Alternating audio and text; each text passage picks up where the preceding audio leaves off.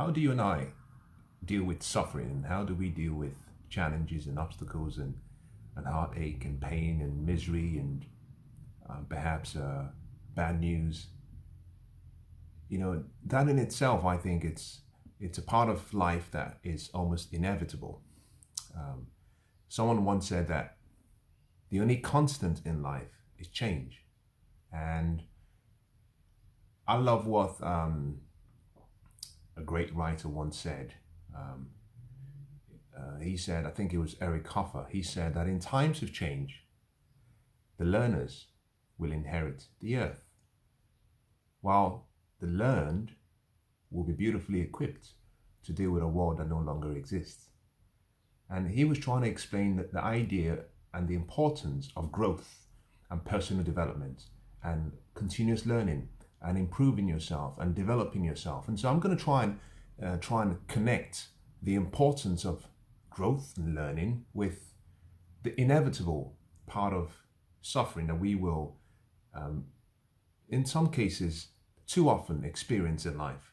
And I'm going to show you how you and I can rise above our challenges, rise above the difficulties, and rise above whatever we might be going through.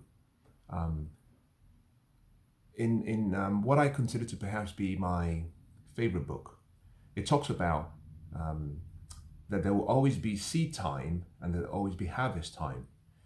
In many ways, he was talking about a constant in life, saying, well, you're always going to have seasons in life. There'll be a time to sow and a time to reap. There'll be a time to smile and a time to receive a smile, which means you may not be in the best frame of mind to give a smile. It talks about a time to be born and a time to die.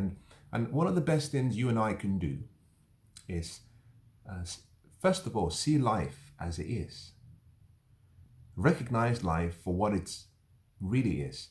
Whatever card you've been dealt, whatever hand you've been dealt, you can spend a lifetime complaining about how life is not fair and how life is somewhat cruel towards you. You can spend your lifetime talking about perhaps how the lady good luck never comes your way. You can spend a lifetime talking about why you believe maybe the system is rigged against you. I can say this with some level of encouragement that pathway, that frame of mind and that attitude doesn't serve you well, and it doesn't serve anyone well. You and I, like in a game of poker, we are dealt cards. Whatever card you've been dealt, you and I must play the hand that we've been dealt. We must play the hand to the best that we can. In so many cases, it's impossible to get new cards. So you must play the hand you've been dealt. And one easy way of doing that is to first of all recognize that there is no such thing as the game being fair or unfair. Whenever I hear people say life's not fair, one of the things it does is it indicates to me the person's level of ignorance and their level of ignorance about the laws that govern life. The principles of life and the laws of life are laws and principles. What that simply means is that they can't be changed. You can take the principles of life and you can apply those principles in such a way that is an advantage to you rather than a disadvantage to you. So wherever you are and wherever you might find yourself today, I believe that in today's session, you might find perhaps some words of encouragement, maybe some ideas that you might consider useful, or perhaps maybe a different perspective on what you might be going through, although I don't know what that might be. But I'm going to share from my experience the best way to deal with suffering and how you can integrate learning and growing with suffering and come out positive, even though the experience may have been a negative experience. Now, the first thing I'll say to you is this. Happiness is too flimsy a goal for you to be casting your mind towards. Happiness is a byproduct. It's not an outcome you should pursue. Life is not designed to be that way. We're meant to find joy in what we do. Happiness is short-lived. Now, you can find joy in suffering. It's more difficult to find happiness in suffering. Now, Although happiness is something that we welcome and we would wish upon anyone that we care about, and even those we don't even really know much or care about, we want to wish them well. Suffering is something that comes anyway. It might come in different ways. You lose a loved one, you lose a job. Perhaps you've tried so much to pursue a goal and it hasn't come to fruition. Perhaps you feel as though nothing that you try works. Number one, if you want to overcome suffering, because I think one of the fundamental voids in most of our lives is no one has really taught us how to deal with the inevitables in life. And one of the inevitables is suffering. No one has really sat most people down and said, listen, in life, like my father used to say, you're going to have bad times and you're going to have good times. In his words, he would say you're going to have fat times and you're going to have lean times. Very few people were sat down and said, listen, life is life. When the bad times come, when the tide comes in, this is how you should react. When the tides go out, this is how you should react. I love a reference in the great words of wisdom by Solomon in the book of Proverbs, where he says that go and study the ant carefully for wisdom and see how the ant prepares for summer when she's still in winter. And that is such a beautiful idea, picture that says seasons are going to come. Whilst you're in summer, don't get too comfortable thinking this is all great and it's going to stay that way. Prepare, because the winter season is coming. But also, when you're in winter, don't be down. Don't feel as if this is all you're ever going to get. Don't feel as if this is the card and the hand you've been dealt and nothing will come out of it. Think about the summer. Get some inspiration about the summer. So number one, I would say whatever suffering you might be going through, whatever that might be, small, medium, large, I'd like you to, first of all, do not see yourself as a victim. Do not see yourself as a victim. It's so important. You see, self-pity is one of the, in my opinion, I would say probably next to envy. You know, we talk about the 7 deadly sins. We talk about envy simply because envy is one of those sins that you don't get a reward from it. You know, if someone had gluttony, if someone was lustful, if someone was perhaps practicing a lifestyle of the other, what we call deadly sins, maybe temporarily, there's something you get back from it. There's something you get back. Envy was one of those 7 deadly sins where you got nothing back. In other words, you want to avoid it as much as you can. I believe self-pity is worse than envy. Because self-pity says, well, that the whole world is against you. In other words, you feel as if you're a victim. So number one is, please, please, please avoid the victim mindset. And simply say to yourself, life is in you. And therefore, life is not something that is happening to you. Life is something that is happening by you and with you and in you. And that simply means that for what you consider to be suffering to be taking place, it means that you have life within you. Now, that doesn't necessarily mean that you volunteered yourself directly. You volunteered yourself indirectly because you're still alive. And life is worth living. There's something, I believe, that you can take out from that experience. Number one is, don't see yourself as a victim. See yourself as an agent for change. See yourself as someone who can make a difference. Now, to do that, there are a number of things you must try and do. And I'm going to give you a few of them. The first is actually to try and find some meaning in your suffering. In order for you not to see yourself as a victim, you have to believe with some level of conviction. Now, you may not really, what would I use the word? Be confident at the point of believing. You may not really have that strong conviction that there will be meaning and a purpose that would come out from the suffering, but you have to believe. I love a saying, an ancient writing that says, before you were formed in your mother's womb, I knew you. And I had set plans for you. And that's such a beautiful statement. It simply means that there is a divine pathway that is purposefully connected to who you will become. If only you would stay faithful. Now, just suppose I said to you, and I came up to you and I said, listen, I have a proposal for you. You're going to be exalted at some point in your life, 20 years, 30 years. You're going to be exalted to a very high, prestigious position. And in that position, you'll be able to make a difference in so many people's lives. That you will have a kind heart and you will be able to take on the responsibility of that position, the honor that comes with that position, the power that comes with that position, and you will do so much good. And that you'll find success, and you'll find the other elements of what success will attract, like happiness and fulfillment and good relationships. If I described all of that to you, and I said, would you be interested in going through this journey with me and encounter and experience what is waiting for you in, say, 20 years' time? What would be your response? Now, I would suppose that you would say, yes, of course. Now, what if I said to you that there was a condition?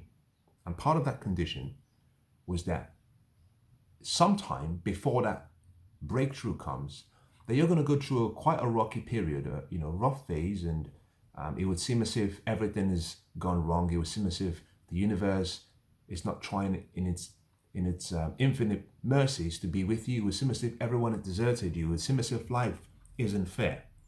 But that it will be a period of pain and a period of sorrow and a period of perhaps unhappiness, but it will be short-lived. And part of that period will be to train you, to help you develop the muscles, to help you develop the integrity, to help you develop the character, the behavior, to help you develop and learn, so that when the moment comes when you should be exalted, that you would have actually have gone through the trenches, you would have been through the fire, and then you would have this wisdom and understanding about administering the responsibilities that would have come your way.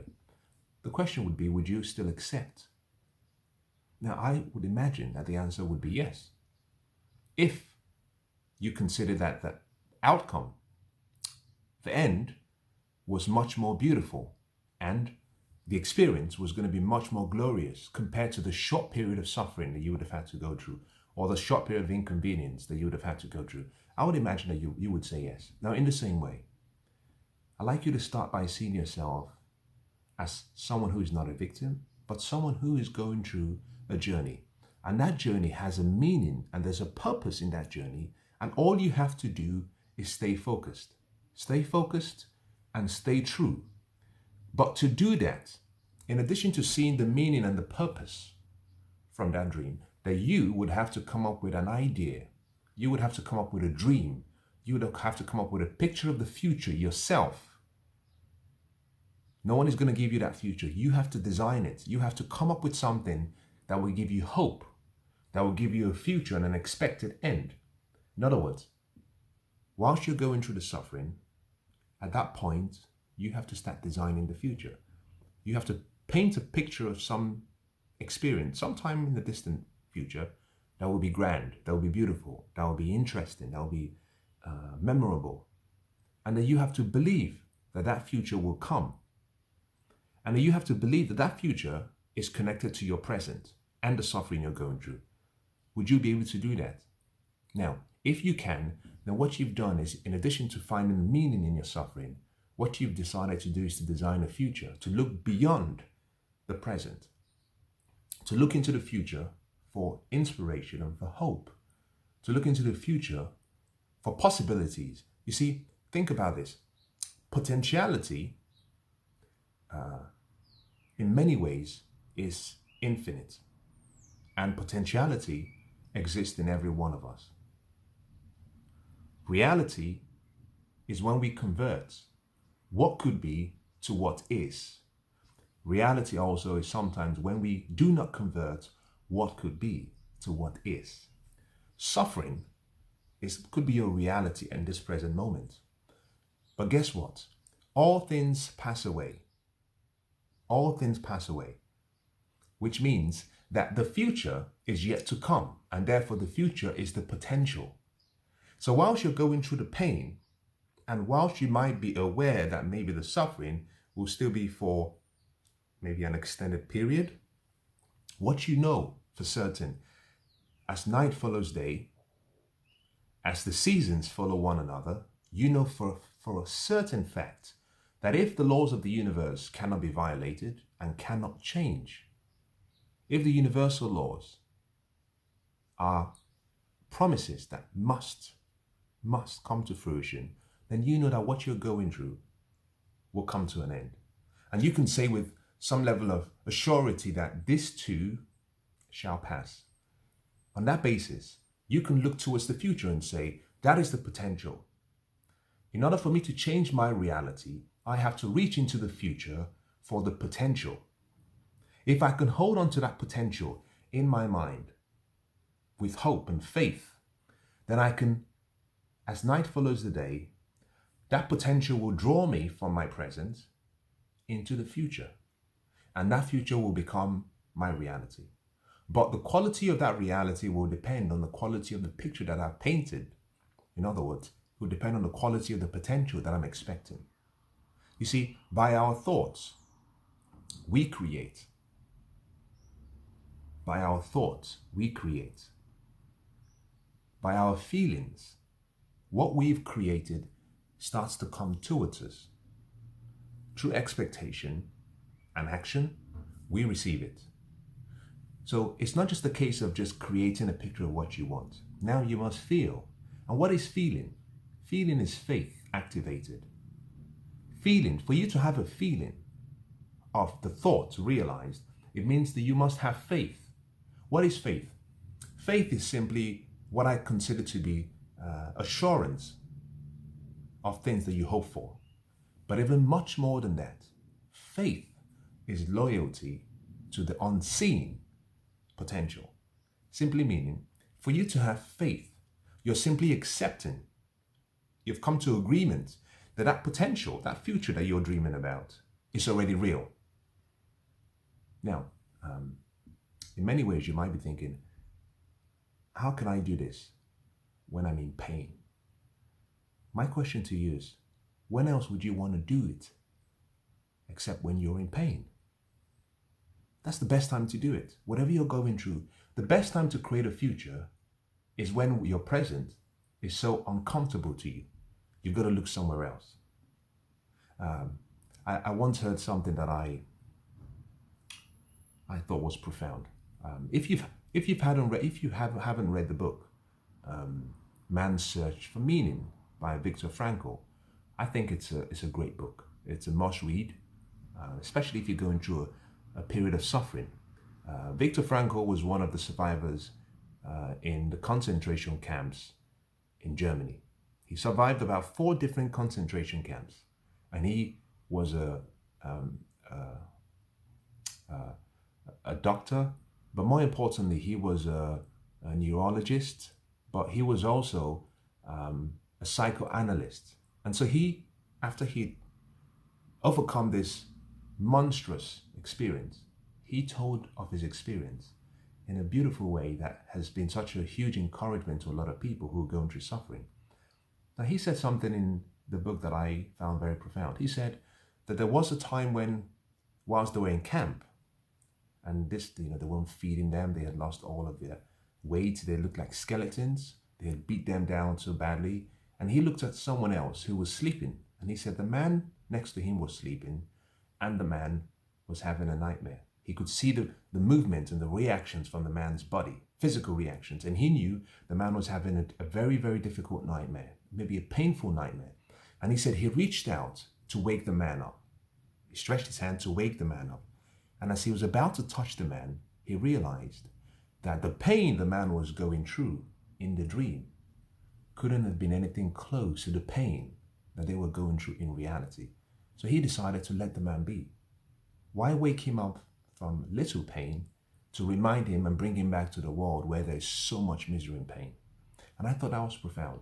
I thought, wow, that's interesting. So I use that reference simply to to make a recommendation, in case you're looking for some extra material or a reference that you can read and something to encourage you, I would say find a book, Man's Search for Meaning by Viktor Frankl, and it would be a huge blessing to you. Now, let me go back to what I was saying. I said, number one, don't see yourself as a victim. And to do that successfully, you have to find meaning in what you're suffering. Find purpose in that suffering. Number two, create the future that you would like to experience beyond the suffering. Because you see, if you don't have hope, there is nothing to live for. And in today's session, I'm not going to have the time to explain how intrinsically connected the physical, the mental, and the spiritual part of you and how they work. They're so connected.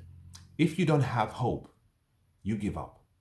And whenever there is no hope, in many ways, the spirit in you, that is what I call a survivor, a fighter, gives up. But the spirit only gives up if you give up.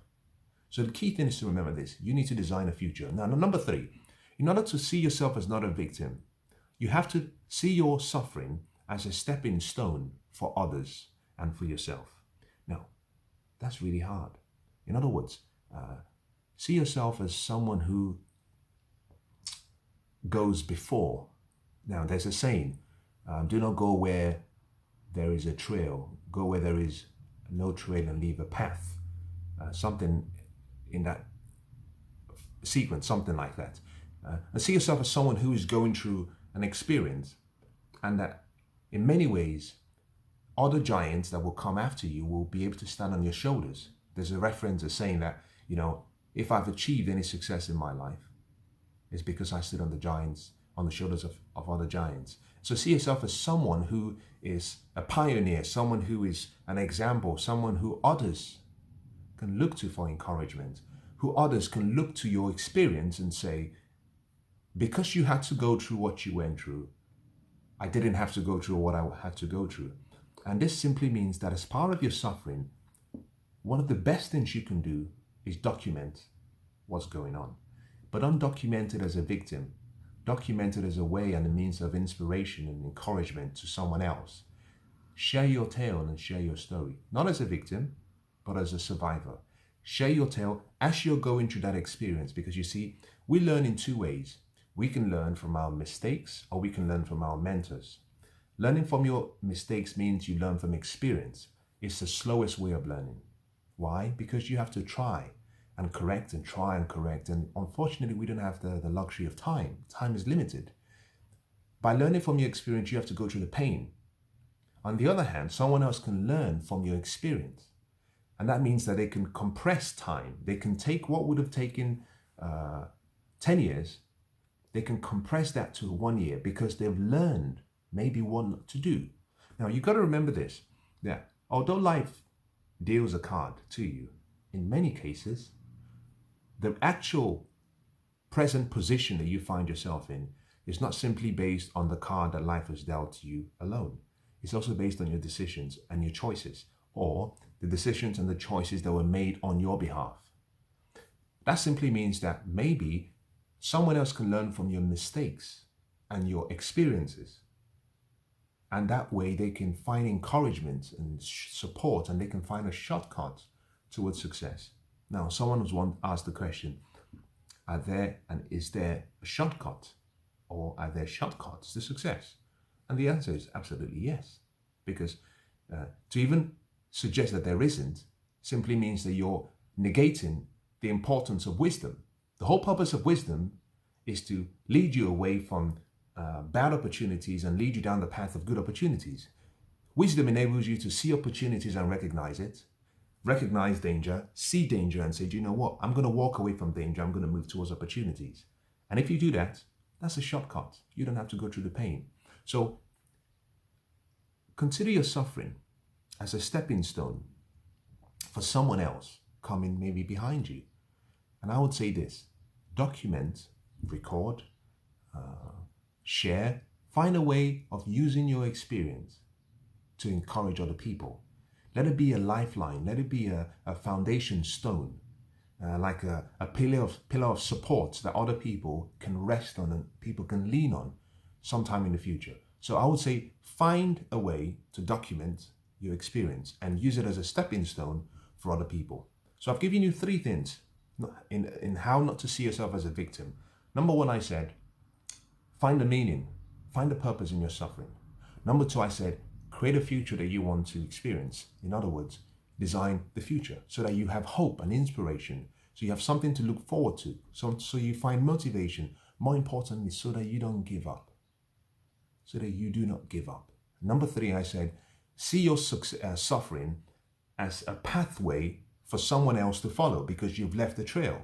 It's a stepping stone for someone else to come behind you and say, you know what, I'm going to take this experience that he or she went through, and I'm going to take that experience and I'm going to learn from what they had to go through, because by learning from them, I don't have to make the same. Or maybe I might have the wisdom to deal with my own suffering when the time comes, and maybe I might be able to deal with that suffering in a much, much more elegant, much, much more grand and much, much more admirable way.